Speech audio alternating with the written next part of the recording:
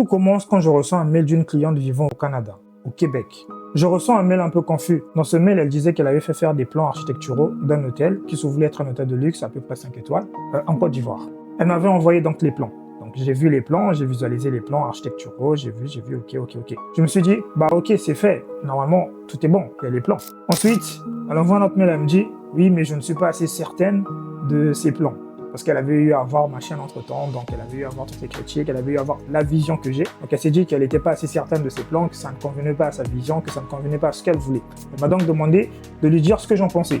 Comme vous le savez, je lui ai dit exactement ce que j'en pensais. Ce n'est pas que le plan qu'elle avait eu à faire n'était pas beau ou alors quoi que ce soit, non. C'est juste que le plan qu'elle avait eu à faire par l'autre architecte ne rentrait pas dans le cadre d'un hôtel haut de gamme, ni dans le cadre d'un hôtel qui était situé dans cette zone-là. C'était une zone assez balnéaire. J'avais plutôt l'impression de voir un projet qu'on a eu à prendre à un endroit en pleine cité, en pleine ville, pour le transposer à cet endroit-là. Je vous donne la situation du terrain. C'est un terrain qui est au bord de la lagune. De l'autre côté, il y a la mer, mais il y a d'autres terrains aussi à côté. Donc, c'est à Songo. Donc, c'est ça le site. Après avoir discuté avec la cliente, on s'est convenu qu'il était donc question que je redessine le plan architectural, que je lui fasse une proposition. Mais comme vous me connaissez, j'ai tout de suite voulu partir dans quelque chose d'assez complexe. Et ma proposition à moi, elle se voulait être quelque chose de très fine, quelque chose de simple et linéaire. Enfin, je dis souvent complexité et finesse et simplicité. Complexité et simplicité, ça peut se lier, en effet, parce que j'ai réussi à trouver un ensemble de mixer toutes ces choses-là. Vous allez le voir en découvrant ce projet d'hôtel. Je vais donc vous montrer les images sans pourtant rentrer dans les moindres détails des plans, les 3D que j'avais eu à recevoir de ma cliente, de son ancien projet. Et je vais vous montrer le pourquoi j'ai eu à modifier, j'ai eu à changer complètement la face du projet et à décaler certaines choses. Et aussi, je vais vous expliquer le principe architectural derrière le projet que j'ai eu à lui proposer à la cliente. D'ailleurs, principe architectural qu'elle a tout de suite validé et sur lequel on est tout de suite parti. En effet, changement de date pour le même décor. Je vais tout de suite vous emmener sur mon ordi et je vais vous parler de l'ancien projet de l'hôtel et je vais vous parler du principe architectural dont j'ai fait le parti. Et aussi, je vais vous montrer quelques images, sans pour autant vous dévoiler la totalité, bien entendu. On va avoir des suites de vidéos, la suite 2, la suite 3, ainsi de suite. Donc, avant de rentrer dans le vif du projet, je vais vous montrer déjà le plan cadastral, comment il se constitue, comment il se situe. Premièrement, vous avez ici, vous avez les deux lots. Donc, on a un premier lot ici et un autre lot. Ok. Ensuite, on a 1200 mètres carrés en tout. Donc, de ce côté-ci, on a le lac. On a le lac ici, là, de ce côté-là. Là, on a une rue. Là et là, on a deux lots. Donc, ma cliente, elle a ce lot-là. Et à l'arrière, il y a aussi un autre lot. Donc, celui-là que vous voyez ici, celui que vous voyez là. Ici, je pense que c'est une très, très grande voie. Et après, de l'autre côté, il y a la mer. C'est comme celui-là que se compose le lot. Ceci, c'est la proposition qu'avait fait l'ancien ingénieur. Je ne sais pas si c'était un architecte ou si c'est un ingénieur, je ne sais pas. Mais c'est la proposition qu'avait fait l'ancien architecte auprès de ma cliente. Donc, c'était ça l'idée de l'hôtel. L'idée, c'était d'avoir ici, alors, si vous voulez vous situer, le lac, il est de ce côté-là. La vue du lac, il est de ce côté-là. Mais lui, il a décidé de mettre la façade principale de ce côté-ci. Donc, vous vous souvenez, sur le plan cadastral, ce côté-ci, où on a cette petite rue.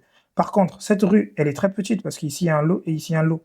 Mais sur la perspective, on a l'impression que c'est énorme. Vous voyez ici, sur la perspective, on a l'impression qu'ici, c'est très grand, que c'est dégagé. Alors que juste à côté, il y aura une autre construction, une autre maison. Peut-être même que ce sera encore un immeuble aussi. Et à l'arrière, c'est le terrain du voisin. Donc, je ne sais pas comment le parti déjà de la perspective, c'est déjà pas juste, hein, c'est faux, premièrement.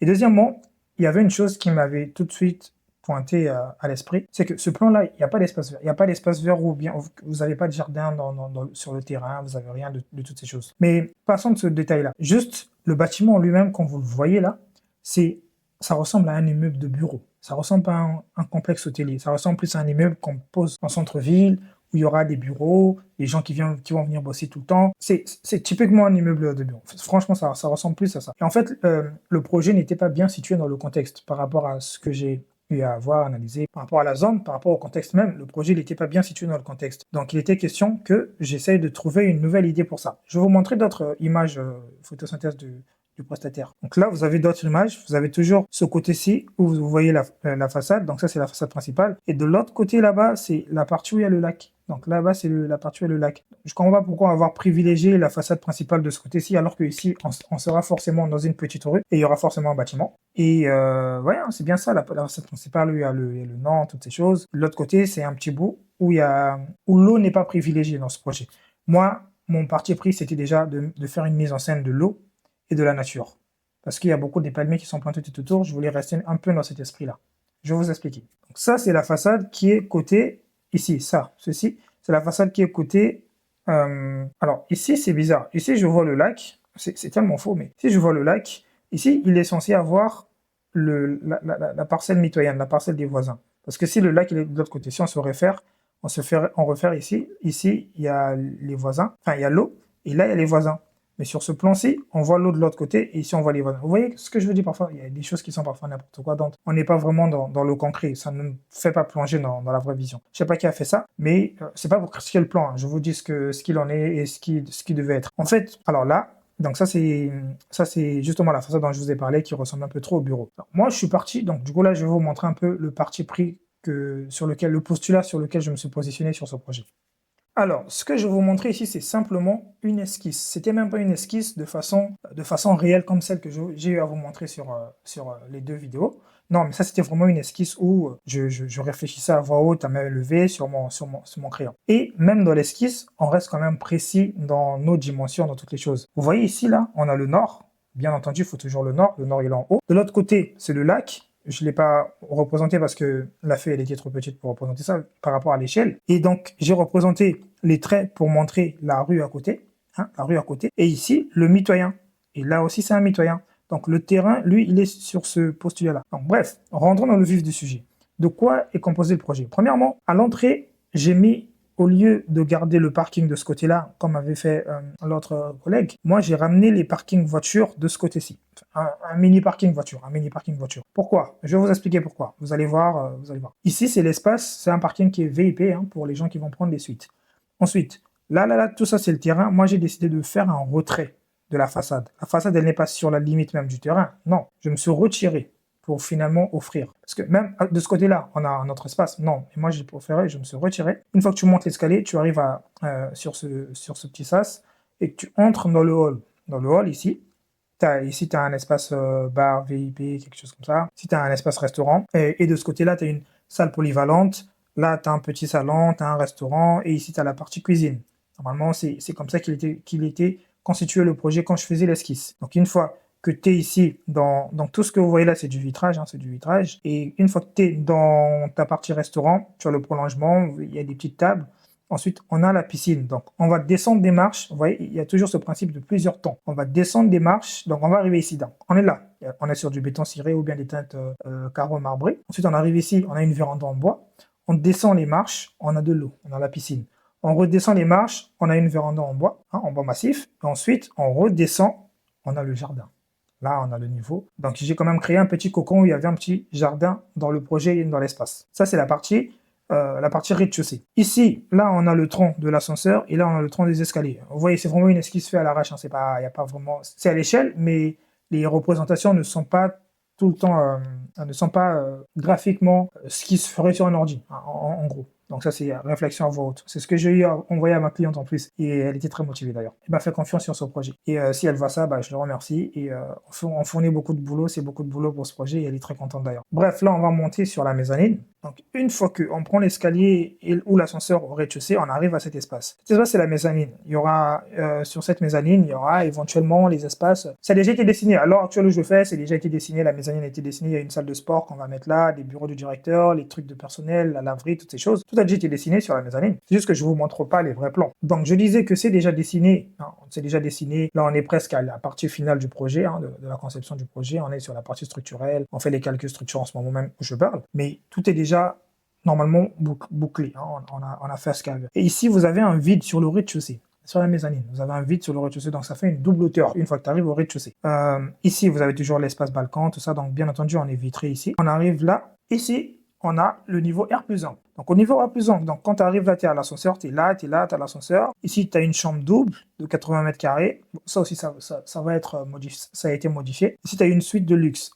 Ce que je voulais vous parler, c'est de ça. La suite de luxe. Vous allez remarquer une chose. Le bâtiment, au début, je vous ai dit que quand tu es au rez-de-chaussée, on a cette ligne-là. Le bâtiment, il commence à partir d'ici. Là. OK? Le bâtiment, il commence là, sur cette ligne. Vous voyez là. Parce que tu montes les trucs, tu passes. Je vous remonte le rez-de-chaussée. Là, on est au rez-de-chaussée, donc le bâtiment, il commence là. Tac, tac, on a cet espace. Mais, curieusement, quand on arrive au R+1, tac, il y a ce volume qui vient ressortir. Lui, il vient maintenant à la limite de la parcelle. Là, c'est toujours le même principe dont j'aime m'amuser, c'est le cantilever, hein, le porte-à-faux. Donc, j'ai décidé de partir sur une chambre en cantilever avec vue sur le lac. Bien entendu, avec une salle de bain complètement vitrée, tout ce que je vous rabâche dans les vidéos, la vue, des portes, des fenêtres, tout est magnifique. Ensuite, ça, c'est une chambre de luxe. Tu arrives là, tu as une autre suite de luxe, de ce côté-là, ici, ici, ici. Quand j'arrive à ce niveau du projet, j'ai pu caser les chambres, j'en avais à peu près 11 chambres. Enfin, là, on en a un peu plus parce qu'on a réduit certaines chambres. Mais ce qui se passe, c'est que j'avais besoin d'apporter le vert dans ce projet. J'avais besoin d'apporter du vert dans ce projet. Ce que j'ai fait, c'est, vous allez voir, vous allez me dire. En fait, ces flèches-là, ça veut dire qu'il y a des ouvertures ici et qu'il y a des vues, hein. Donc, les vues sont là, là, là et là et là. Et ces chambres-là, elles profitent de beaucoup de belles vues ici. Une fois qu'on monte au niveau 2, ce qui se passe, c'est quoi? C'est que ici, vous voyez, il y avait la chambre, la suite qui venait là. Et là, il n'y a plus de suite. Ça laisse place à un espace vert. Cet espace vert, ça va profiter à qui? À la suite de luxe qui est en haut, au niveau haut. Ensuite, quand on vient ici, il y avait des chambres qui étaient là, elles se prolongeaient jusqu'au bout, hein, jusqu'ici. Sauf que là, non, j'ai décidé de les retirer et de faire une plantation d'arbres, des petits arbustes qui vont venir ressortir de ce côté-là. Donc, ce qui veut dire que même quand on sera dans ces chambres, on aura l'impression d'être dans la nature, dans le paysage. C'est pas fini. Une fois qu'on quitte le couloir, on arrive ici, tac, tac, tac. On a les chambres 3 et machin. Celle-là qui a la vue ici. Toutes les chambres ont des très belles vues. Quand on arrive sur la suite de luxe, cette suite qui est au bord, ça c'est l'une des meilleures suites, elle aussi elle profite de son jardin qui lui a été créé artificiellement. Enfin, artificiellement, oui. Donc en gros, ce qui se passe, c'est quoi? C'est qu'il y a la dalle du bas, de la chambre du bas, qui est une dalle végétalisée dans laquelle on va mettre des plantes qui vont pousser. Et ces plantes-là, elles vont venir ressortir par un encadrement en béton, un encadrement qui fait ça, qui sera totalement vide. Donc un encadrement en béton qui va ressortir comme ça. Ok? Je ne sais pas si vous comprenez, mais quand vous allez voir les images, vous allez voir. Une fois qu'on remonte au niveau R+, donc là on était à R+2, R+3, on a encore ce changement-là. On a encore cette suite qui dégage un peu, qui déborde un peu. Il y a ces chambres-là qui se rabattent. Il y a cet espace qui revient encore. Donc en fait, c'est toujours ce jeu-là de pots de fleurs, de volume qui monte, qui descend, des jeux saccadés là. Et ensuite, quand on va arriver à ce niveau-là, au niveau de la chick, il était prévu à la base qu'elle ait complètement son attic ici, hein. La chick, c'est le penthouse, hein, c'est le penthouse. C'est ce que vous appelez communément penthouse, mais en termes plus professionnels, en termes d'agence, on appelle ça attic. Donc c'est le niveau au-dessus d'un immeuble. La chick ici, ça faisait 342 mètres carrés, tout ça, toute cette surface. Et il était question que j'aménage. Encore une fois, c'est pas aménage ici, rien du tout. C'est l'étape esquisse qui sort de ma tête où je réfléchis clairement sur le projet. Donc là, vous êtes là, ici, j'avais mis à voir parce que j'avais encore rien décidé dessus. Ok. Donc, on se retrouve là.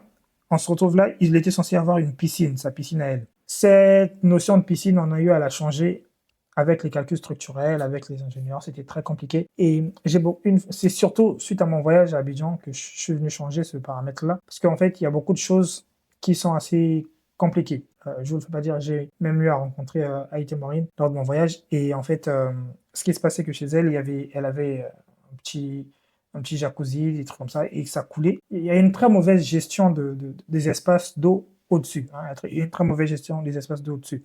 Et je voulais pas vraiment partir sur ce parti pris. Autre chose aussi, c'est que le principe structurel ne répondait pas forcément à ce que je voulais, parce que déjà, j'avais fait un grand porte-à-faux de l'autre côté, j'ai fait des volumes décalés, rajouter une piscine, ça serait vraiment le comble. J'ai eu peur qu'on ne gère pas et que ça se dégrade très vite, donc on a retiré l'idée de la piscine, mais on va faire autre chose, ça serait une surprise. En fait, sur ce projet, la façade sur le lac, je me suis inspiré d'un bâtiment qui est à Beyrouth. C'est un bâtiment excellent que j'adore. Je crois que c'est Exode de Moran qui ont fait ça. Alors, c'est un bâtiment il a des dalles perforées, hein, des dalles perforées. Maintenant, moi, je me suis dit, ok, avec ces dalles perforées, j'aimerais pousser ce principe haut. En réfléchissant à ça, parce que j'avais vu qu'il y avait, ça c'est des bonsaïs qui étaient plantés, et il y avait un principe de dalles perforées. Moi, je me suis dit, ok, c'est bien les dalles perforées, mais là, ça n'a pas d'utilité, en fait. Ce que je voulais en faire, l'utilité, c'est que ces dalles perforées, là, que vous voyez là, moi, j'ai pas fait des dalles perforées, mais j'ai fait des arcades ouvertes qui vont accueillir les arbres. Donc, on aura l'impression d'avoir un volume ici fermé et on aura l'impression de voir un arbre qui sort et on revoit juste son autre tête de l'autre côté. On comprendra pas trop. On va se dire, mais qu'est-ce qui se passe? Et ce sera à peu près le même principe. Donc, des arbres qui repoussent. Donc, ce sera comme un bâtiment qui lie à la fois végétation, donc qui est laissé à son état organique. C'était un peu le parti pris de notre quête. Et là, c'est ce que je présentais généralement à l'époque, où je présentais ce qu'on va faire, partage, matériaux bois, des broussailles, des choses comme ça. Une fois que j'ai présenté ce projet-là à ma cliente, je lui ai fait un appel vidéo, toutes ces choses, on en a discuté, elle était d'accord pour partir dessus. Et donc, j'ai eu carte blanche de m'amuser. Bon, pour les sceptiques qui vont me dire, oui, mais tu vas nous montrer que les 3D, mais tu vas pas nous montrer le plan. Je vais vous montrer que le plan du rez-de-chaussée, qui est pour l'instant à ce niveau d'aboutissement. Donc, d'après l'esquisse dont on est parti, voilà ce que ça donne le plan du rez-de-chaussée une fois qu'il est dessiné, agencé, ou meubler, toutes ces choses. Donc là, on a la salle polyvalente, comme je vous avais dit. On a tous ces principes de gain qui ont été calculés. Ici, on a l'escalier, on a l'ascenseur, on a le hall à l'entrée. Donc là, les petits pointillés, c'est pour la mezzanine, la double hauteur, bar VIP, restaurant, terrasse, piscine, terrasse de l'autre côté. Alors ici, on a les WC, parce qu'ici, il y a une salle de conférence, bien entendu. Il y a une salle polyvalente, hein. Ça peut être salle de conférence, salle de réunion, projection, cinéma, tout ce qu'on veut dans ce genre de salle. Ensuite, on a ici le restaurant, parce que là, il y a une différence entre ce restaurant 2 et ce restaurant-là. Ici, on mange vraiment tout ce qui est bouffe, tout ce qui est nourriture, etc. Et de ce côté-ci, c'est surtout quelque part aux petites pauses café, tu es là, détente dans un petit salon. Et là, c'est la partie cuisine, laverie, donc où il y a tous ces éléments de cuisine du chef cuisinier et j'en passe. Alors là, je vous ai montré le rez-de-chaussée pour que vous ne me disiez pas oui, ils sont où les plans. Vous allez savoir maintenant d'où a été tirée la 3D. Je vais vous montrer la 3D. Attention, soyez prêts. Vous allez voir comment on est arrivé d'une simple idée qui était sur le papier, qui va se transformer en 3D et qui va se transformer en construction. Voilà ce que ça donne. Voilà ce que ça donne le projet en lui-même. Je vais zoomer un petit peu pour vous montrer. Alors, donc là, c'est ce que ça donne sur la façade. Et cette façade, c'est la façade principale. La façade qui est sur la vue, qui a la vue sur la lagune. Ce que vous voyez là, c'est des fenêtres de chambre. Et aussi de l'autre côté, vous avez des fenêtres de salle de bain. Donc là, vous voyez, il y a ces volumes qui ressortent, ces volumes qui remontent. Il y a cette chambre en porte-à-faux qui est juste magnifique, cette suite de luxe, elle est juste magnifique. Quand tu es dedans, franchement, c'est pas encore construit, c'est que sur plan, mais rien qu'à l'imaginer, à la voir, essayez de vous projeter là-dedans, vous réveiller là-dedans, il y a la lagune. Ici, on est sorti du principe de balcon. Vous savez, quand vous faites des balcons, avec des balcons comme ça donne une façade trop monotone, une façade que tout le monde peut faire. Et là, on est sorti sur ce principe. On est parti sur ce principe de fausse loggia. C'est-à-dire que là, une loggia, c'est comme un balcon, mais fermé, hein, qui est fermé. Là, on est parti sur le principe de fausse loggia. Tout ça, vu que c'est des chambres, quand tu es debout là, tu as la vue que sur l'eau. Hein. Tu sors pas. Si tu veux sortir, tu descends au rez-de-chaussée ou bien tu descends au rez-de-chaussée pour profiter de l'autre là. Mais pour profiter de ta chambre au maximum, tu profites de tout l'espace en lui-même. Tu es à l'intérieur. Vous allez voir.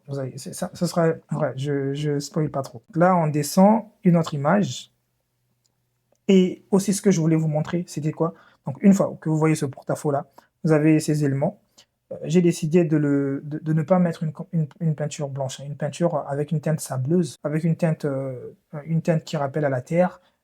Ça sera du crépi de terre, Et ce que je vous ai dit tout à l'heure, les volumes de végétation. Donc, une fois que ce volume il monte là, hein, ce que vous voyez là à partir du R+1, donc vous avez ces arbres qui sortent ici. Cette chambre-là, elle va avoir la vue sur les arbres.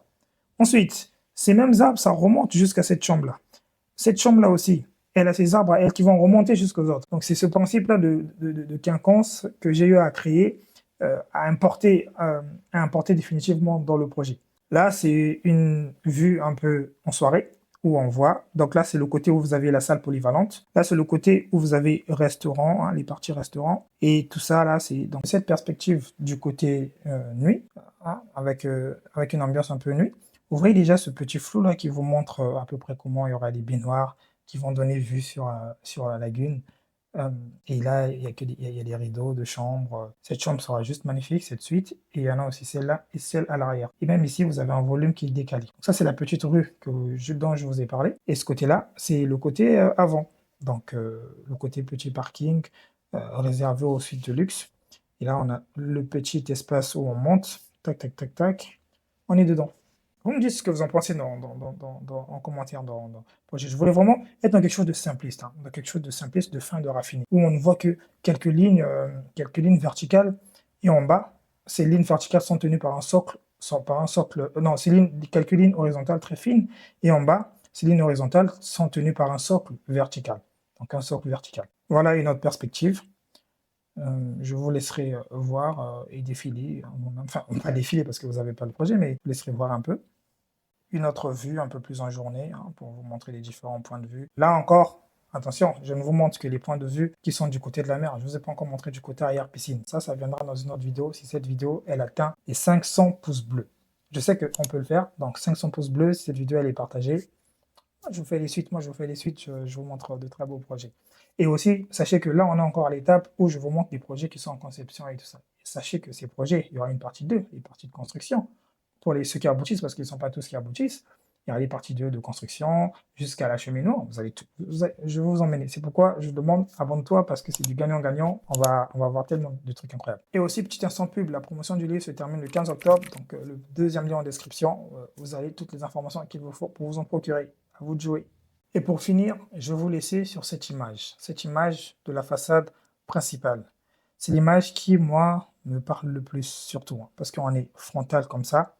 On voit le projet, on devine qu'ici, on a la chic, son penthouse en haut. On a son côté à elle qui sera son côté privatif à la cliente parce que c'est l'endroit où elle va habiter, elle, quand elle sera sur place. On a ces gradins d'arbres qui sont un peu cachés ici. Le but, c'est que quand on découvre le projet, le but, c'est que quand tu vois le projet, tu sais pas trop comment ça se passe, tu as envie de comprendre. Donc, quand tu es sur cette face, tu vois pas trop ce qui se passe de ce côté-là. C'est ça, le petit truc. Et on a cette linéarité, cette finesse sur le projet, même cette couleur qui vient rajouter un petit semblant de chaleur, en effet. Et ici, on voit des petites strates, des petites colonnes qui vont servir de rayonnement. Ça va, on n'a pas un problème de soleil ici parce qu'on est du côté nord, donc on n'a pas de problème de soleil.